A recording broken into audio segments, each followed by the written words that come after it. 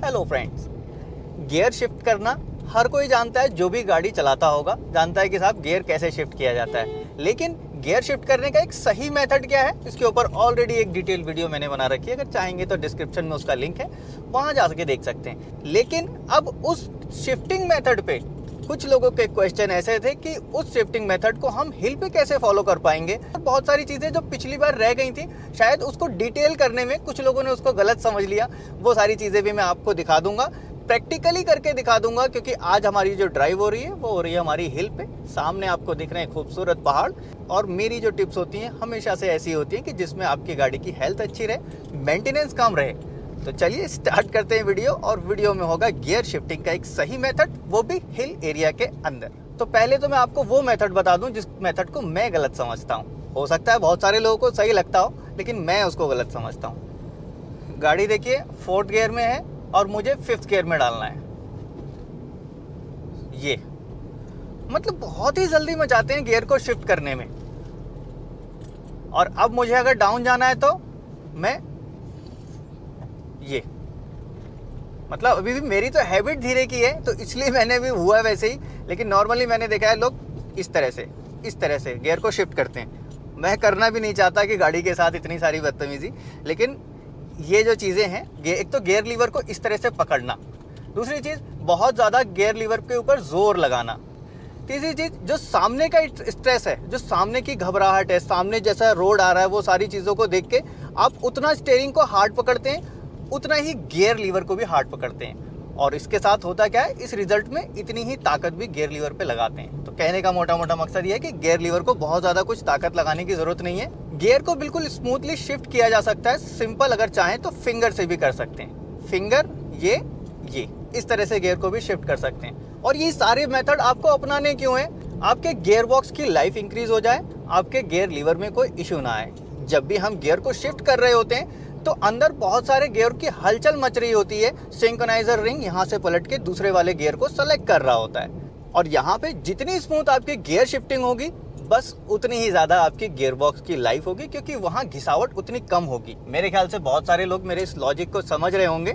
कुछ लोग टेक्निकली होंगे तो वो तो बिल्कुल मेरी बात से एग्री करेंगे। जो लोग, अब जो गियर शिफ्टिंग का मेथड मैंने लास्ट वीडियो में बताया था और हमेशा से बताता हूँ, जब भी आप गियर को शिफ्ट करो तो जो न्यूट्रल पोजीशन है वहाँ पे हल्का सा ब्रेक लेना होता है। और यहीं पे बहुत सारे लोग कंफ्यूज हो गए थे।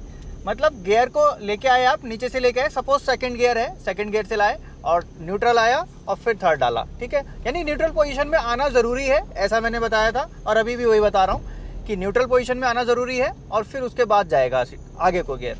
बिना स्टॉपेज लिए गियर जाएगा, वो एक गलत तरीका है। अब यहाँ पे कन्फ्यूज़न खड़ा हो गया था।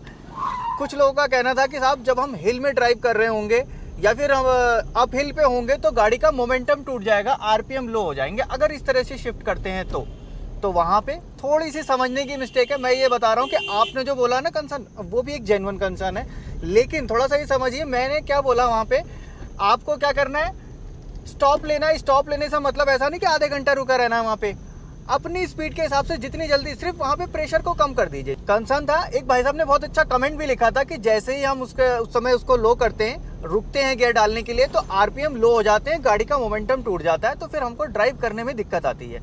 तो वो जेन्युइन आएगा, अगर उसको आपने सही से नहीं समझा तो वो प्रॉब्लम आएगा, लेकिन वो चीज़ सॉल्व हो जाएगी बिल्कुल ईजीली। अभी मेरे सामने एक टर्न आता है, वो बताता हूँ मैं आपको। जैसे ही अपहिल होगा, मुझे गियर शिफ्ट करने का टाइम आएगा। स्कूटर वाले भाई साहब तो ना ऊपर जा पाते हैं ना इधर कहीं जाने देते हैं। ये बहुत दूर से चले आ रहे हैं और मुझे लगता है कि इनको या तो ओवरटेक कर लूँ और या तो इनसे पीछा छुड़ा लूँ किसी तरह। देख रहे हैं कहाँ चल रहे हैं, मतलब मुझे इधर आके इनको ओवरटेक करना पड़ रहा है, जैसे कि बहुत बड़ा कुछ मर्सिडीज कार लेके चल रहे हो। चलिए बहरहाल कोई बात नहीं। अभी टर्न आ रहे हैं, गाड़ी चल रही है, लेकिन अभी मुझे गियर चेंज करने की ज़रूरत नहीं पड़ रही है। अभी गियर चेंज करने की मुझे ज़रूरत पड़ेगी जैसे ही हेयर पिन बैंड आएगा। सपोज़ यहाँ आ गया, यहाँ चेंज करना है मुझे गियर, ये आया मैं और ये आ गया, कुछ भी मोमेंटम नहीं टूटा। और कहने का मतलब उनका ये भी था कि आरपीएम लो हो जाते हैं। तो जब आपको अगर ऐसा फील होता है कि आरपीएम लो हो जाते हैं तो हल्का सा एक्सीलेटर पे पैर रखिए। एक्सीलेटर पे पैर रखेंगे तो फिर वो आरपीएम लो वाला इशू भी नहीं आएगा और आप इजीली गियर भी शिफ्ट कर पाएंगे। मेरा मोटा मोटा कहने का मकसद है कि गियर लीवर को बहुत ज़्यादा ऐसे टाइट नहीं पकड़ना है, गियर लीवर के ऊपर बहुत ज़्यादा प्रेशर नहीं देना है। गियर को जब शिफ्ट करना है तो बहुत स्मूथ शिफ्टिंग करनी है। यहाँ पे मुझे ज़रूरत तो नहीं, फिर भी एक बार मैं शिफ्ट करके दिखा देता हूँ। सपोज डाउन हो गए, ये ठीक है, ऐसे भी कर सकते हैं। और दूसरा तरीका ये ऐसा वाला, मतलब देख रहे हो ना, बीच बीच में गियर अटक रहा होता है। जब आप न्यूट्रल पोजीशन पे उसको नहीं जाने देंगे तो गियर अटक रहा होता है। और गियर जो डिज़ाइन होता है वो ऐसा डिज़ाइन होता है कि ऑटोमेटिकली वो न्यूट्रल पे जाता है। अब देखिए मैं सेकंड से थर्ड शिफ्ट करूंगा, सिर्फ मैंने इसको हटाया, अपने आप न्यूट्रल पे आ गया, थर्ड हो गया। देख रहे हैं, अभी मैंने ये ब्रेक ज़्यादा लिया, सिर्फ कैमरे में कैप्चर हो पाए इसलिए, लेकिन आपको इतना नहीं लेना है। सिंपल न्यूट्रल पे एक बार पहुंच गया, अगर प्रेशर से लेके आ रहे हैं तो उस प्रेशर को भी खाली हल्का सा बीच में छोड़ दीजिए और फिर ऊपर चला दीजिए। कहने का मतलब यह है कि जो सिंक्रोनाइजर रिंग है वो इजीली स्मूथ शिफ्टिंग कर पाएंगे, गियर अच्छे से शिफ्ट होंगे एक दूसरे से, गियर के अंदर फ्रिक्शन कम होगा, गियर बॉक्स की आपकी लाइफ बढ़ जाएगी। अभी देखो जैसे थर्ड गियर में गाड़ी है, अब मुझे गियर शिफ्ट करना है सेकंड, आगे टर्न भी आ रहा है, यहाँ से शिफ्ट करना है, मैंने लिया, शिफ्ट कर दिया, ये फिर थर्ड पे आ गया, राइट। कहीं मोमेंटम नहीं टूटता, कहीं कुछ नहीं होता, बस आपको थोड़ा सा इजी हो जाना है। आप अगर डर के चलाएंगे ना तो आपको ऐसा लगेगा कि मोमेंटम टूट जाएगा।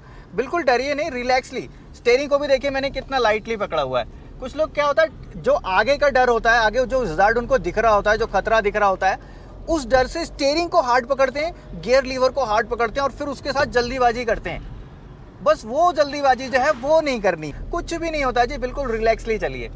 ये देखिए शिफ्ट करना है मुझे गियर, मैंने लिया, शिफ्ट कर दिया। कई सारे मेथड हैं, आप ऐसे कर लीजिए, थर्ड में आना है, ये आ गए, कुछ करने की ज़रूरत ही नहीं पड़ी न्यूट्रल पे जाने के लिए, न्यूट्रल गियर ऑटोमेटिकली खुद से आता है। मेरा मकसद था आपको अवेयर करना आपकी गाड़ी के लिए कि आपकी गाड़ी के अंदर मेंटेनेंस कम से कम आए और लंबे समय तक आपकी गाड़ी आपको एंजॉय करा पाए। ड्राइव को एंजॉय कीजिए, अच्छे से चलिए, सेफ चलिए। फिलहाल इस वीडियो में इतना ही था। वीडियो अगर अच्छी लगी हो तो लाइक कर दीजिएगा, और मन में अभी भी इससे रिगार्डिंग कुछ सवाल रह गया हो तो नीचे कमेंट बॉक्स में लिख सकते हैं, या फिर अगर चाहें तो इंस्टाग्राम पे भी मुझे फॉलो कर सकते हैं। मिलूंगा नेक्स्ट वीडियो में ऐसे ही किसी इंटरेस्टिंग टॉपिक के साथ। Thanks for watching.